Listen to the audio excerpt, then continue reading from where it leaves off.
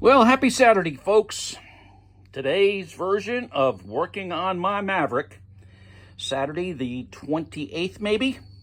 What we got going on is it's been a heck of a week for me.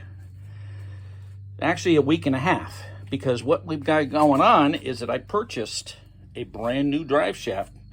It was built for me. It's a custom built for this Maverick. It looks like a regular old drive shaft, but again, I couldn't find one. But I did get this built down at Camerata Truck Parts in North Haven. And what the nice part about this is that it's all brand new. Brand new yoke. The yoke was worn after 100,000 miles. We had a little bit of wear, and the universal joint was going to be loose in that yoke, so we replaced the yoke. And, this is all balanced. It should be good for, let's say, maybe 120 miles an hour. I don't know. I'm not going to go to 120 miles an hour. But look at this guy right here. This is the heavy-duty Spicer universal joint, and it matches the one that's up on the other end. This guy right here is what they call the normal without the heavy-duty, and this is going to be a greased for life universal joint. This is considered to be the 1310.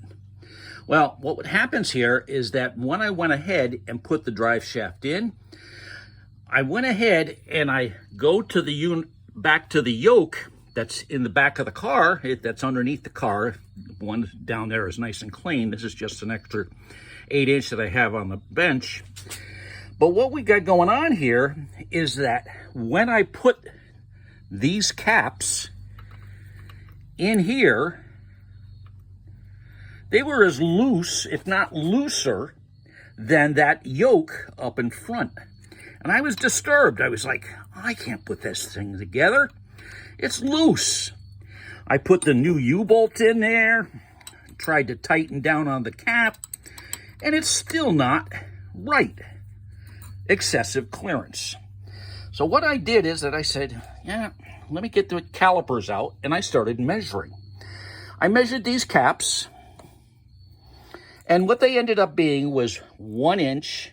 Well, it was 1.063 thousandths.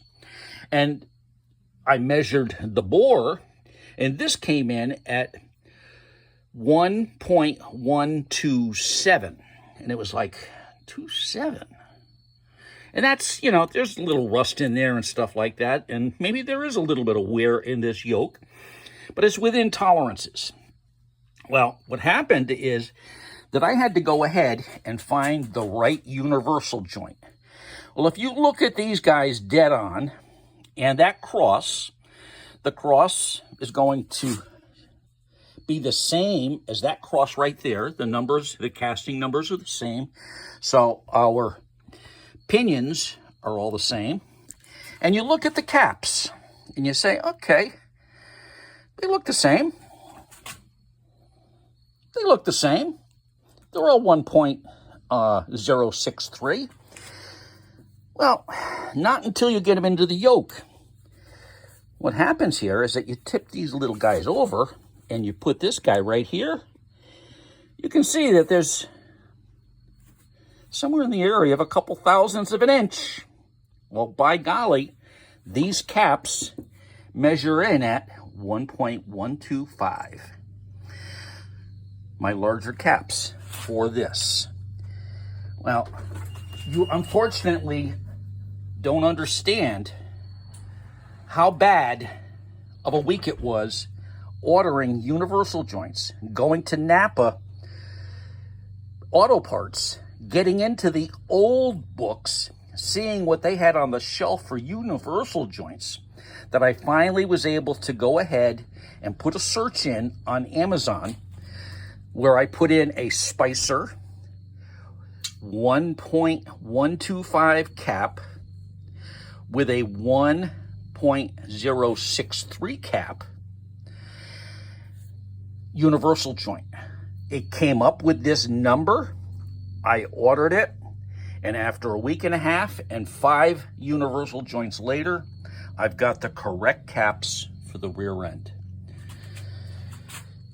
I'm a very happy guy because I'm going to put the drive shaft in as soon as I finish this video. Word to wise, 8-inch rear ends have 2 different yokes. They actually have 3 or 4 different yokes.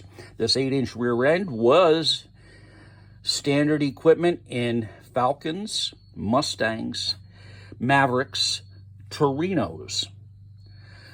So what we have going on here is that the different yokes would be the different universal joints.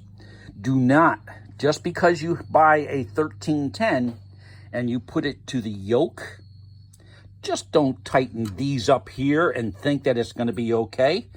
Check to make sure that that bearing is the correct one, or you're going to have a sloppy U-joint and you're going to just blow out this yoke and universal joint prematurely.